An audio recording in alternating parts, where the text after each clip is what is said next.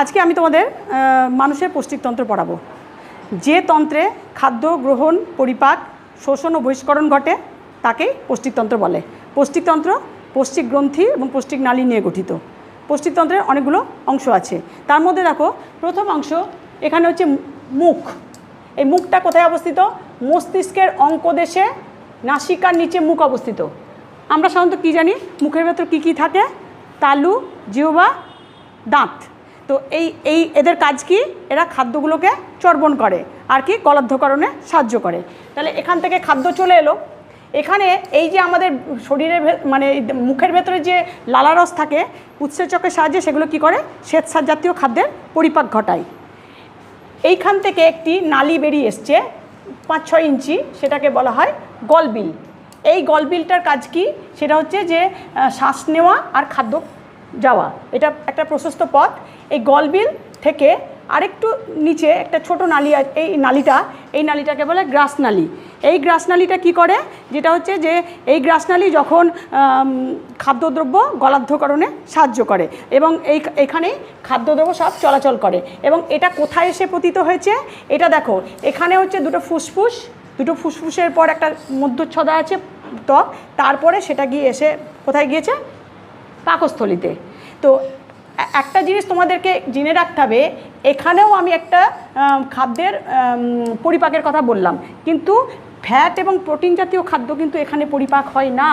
এটা কোথায় হয়? পাকস্থলিতে। একটা মিউকাস পর্দা থাকে, সেখান থেকে মিউকাস, আর একটা হচ্ছে কি পেপটোনিন, তার থেকে কোষ থেকে পেপসিন, এবং তোমার এছাড়া হচ্ছে অক্সিটনিন থেকে HCl তৈরি হয়। তো এখানে আমরা একটা জিনিস দেখো, এরপরে আমরা চলে যাই বাঁদিকে কি দেখছি? বড় একটা গ্রন্থি, নাম হচ্ছে যকৃৎ।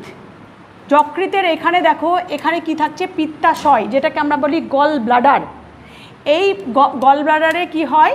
যে গল ব্লাডারটা কি হয়? এখানে অগ্নাশয়ের মধ্যে একটা নালীর সঙ্গে যুক্ত হয়েছে, নিয়ে ডিওডোনামের মাঝখানে অবস্থিত হয়েছে অগ্নাশয়।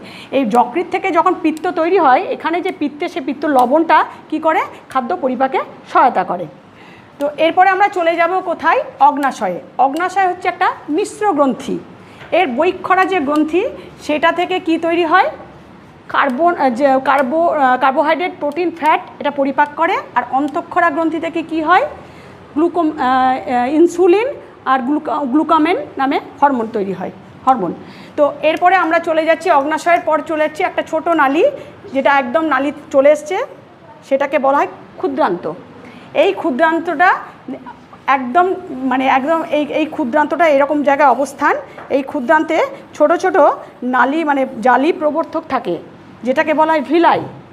এবং এর ভেতরে, এই ভিলাইয়ের ভেতরে লাল ছোট ছোট রক্ত জালিকাও থাকে। এখানে খাদ্যদ্রব্যের যে সরল অংশ এইখানটায় শোষিত হয়। এর আরেকটা অংশ হচ্ছে বৃহদন্ত্র। তোমরা জানো বৃহদন্ত্রে কী কী অংশ থাকে? সেটা হচ্ছে সিকাম, তারপরে তোমার পায়ুনালী। তো এখানে আর কোলনে মলটা তৈরি হয়, মলাশয়ে আসে এবং পায়ুনালীতে বেরিয়ে যায়। এখানে আরেকটা জিনিস তোমাদের বলার দরকার, এখানে কিন্তু জল শোষিত হয় এই বৃহদন্ত্রে। আর একটা জায়গায় জল শোষিত হয়, সেটা হচ্ছে কোথায়? পাকস্থলিতে। এখানেও কিন্তু আমরা যে ওষুধ খাই, আমরা যে স্যালাইন ওয়াটার নিই, এগুলোও কিন্তু এখানে শোষিত হয়। তো তোমরা এখানে মোটামুটি একটা পৌষ্টিকতন্ত্র সম্পর্কে জানলে। তো এখানেও দেখো আমরা একটা মডেল বানিয়েছি। মডেলেও দেখো এই দুটো হচ্ছে লাংস, এখান থেকে গ্রাসনালীটা এসে কোথায় এসছে? পাকস্থলিতে। আর এটা হচ্ছে তোমার যকৃতের পরে হচ্ছে গল ব্লাডার, এবং এটা হচ্ছে অগ্নাশয়। এইটা হচ্ছে বৃহদন্ত্র, এটা হচ্ছে ক্ষুদ্রান্ত।